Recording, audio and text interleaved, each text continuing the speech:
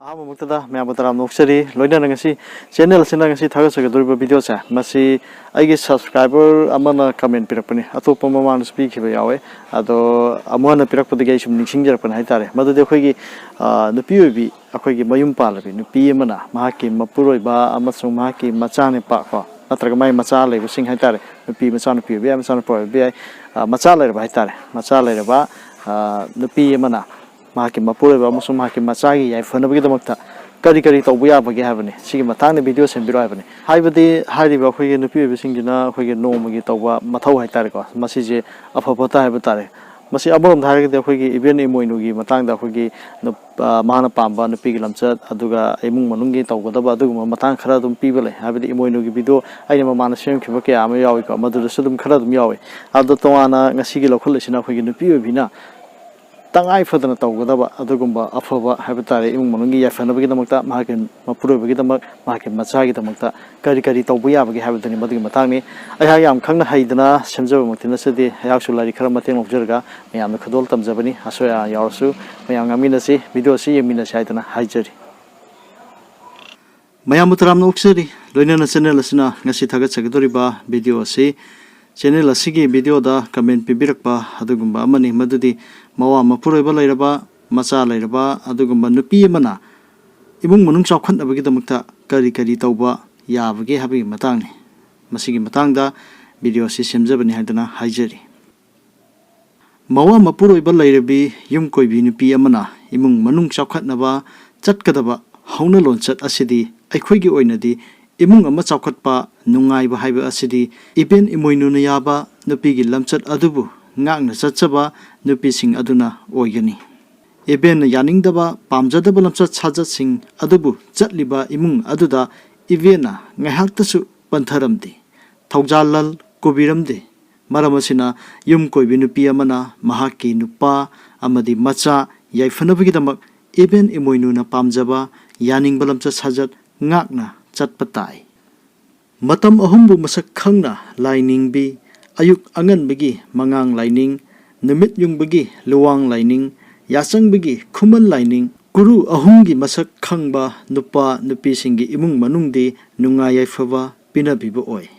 inung alakpa khomlen makeup tholakpaga phamungdagi kumthadringai mapugi mingkai sonba malem laimaida khongno kumdringai samu khutna laimai shokna leipak katna mangol khenjolang yauraga Koro han by Pabu Kurumjagani. Samu Haksangbu, Sinfu, Mai Taraga, Waishit Lamsengani. Samu Haksangbu, Iru Sadengani. Koro han by Pada, Ising Kozo Katpigani. Mangang Kuru Sidababu, Maybe Mera, Hairang Lerang, Toganjagani. Marugi Sintabu Loiraga, Taibung Chinta, Pangani. Nupi Ibisingna, Singfu the Gitching, Kotna, Tengna, Kot Haidi. Singfu the Gitching, Lawamatamda, Cheng Kajitang Oirabusu, Hanjingani, Natrabadi, Laira Tangani. Cheng Choiraga, Natraga, Cheng Waluragasu, Cheng Pu Manunda, Hajindana, Tomok Tairuktagi Hekta, Kotana Tongba, Patti. Cheng Pu Choiringada, Cheng Kana, Cheng Chaba, Cheng Pu de Cheng Onbada, Cheng Pu Makonda Cheng Tahanba, Cheng Pu Tuduna, Cheng Haidopa, Cheng Pu Mamangda, Lukak Jagum Chaiduna Tamba, Amadi, Cheng Pubu, Mapam Naidana, Hongdok Hongjin Tauba, Afavanati. Chak Tongba Loraba Matunda, Akoiba, Tasin Komjilaga, Chapu Uyan, Mapam Chana, Tamgani, Tongiba Matel Koyadu, Iben Imoinugi, Tambigani, Loinana, Chadum Ahum, Taraga, Chapuda, Tamgani. Nupi Ubina, Imung Manung, Wai Sisilakpada, Punga Lairuda, Komjinduna, Loshingani, Wai Sisin Bamatamda, Arainu Ima, Lengshin Biru, Akomnu Ima, Komjin Biru, Haidana, Komjilamgani. Mapuroibana Arapa Mapamda, Satkiba Matamda, Mapuroibagi Pamung, Ningtina Fazana, Hojik Tumlibani, Wakal Taudana, Pero Loshanduna, Tamlibi, Amadi, Mapari Mamomna, Mapam Amada Satkiba Matamdasu, Haidibu Wakala Singagna, Tawaimi Bukoshanduna, Yumgin Piobina Taurabadi, Chatokiba Musingadu, Lamlakta, Sibanaba, Tauroi. Nupi Obina, Lamchat Naidabi, Fijet Figai Shetpi, Haksang Kayakpu, Miam Tinbada Utokpi, Lamchat Naidabi, Adugumi Nupigi Imungdi, Marache Loi, Unbi Mahi, Langani. Nupi Obina Singhi Sambal Langdraba, Iru Sadengana, Tara Chindamlaba, Afabanupi Nati. samu khwangda setpa phidana tara chak charaga taithoklaba numidang ya changbada mi bu kauduna isau langlaba numidang mapalda phi phauduna thamba numidang laikai koiba mimangda sam thadoktuna chatpa phijina phinana mingonda thenganbi laikai mache manem mabung mokpabu yengnabu oina khanbi korong numit khuding laikai koina wachum subi mongbu yumgi afafatabu koina chatlaga pau toiganbi malem leimaida khori kholaga wari saganbi khuba khuna nganganbi adugumba nupi di aphaba nupi natti nupi oibina chak thongbada khabai atekpana thiba tara chakpu mapuroiba amadi machada pijaba phatte tara chakpu charingai noinu thum chapu paiduna lauba lemlai ngaruk paiduna lemlai ngabu lauba afaba natti samu hakchang iru satengbada charai punna chotaba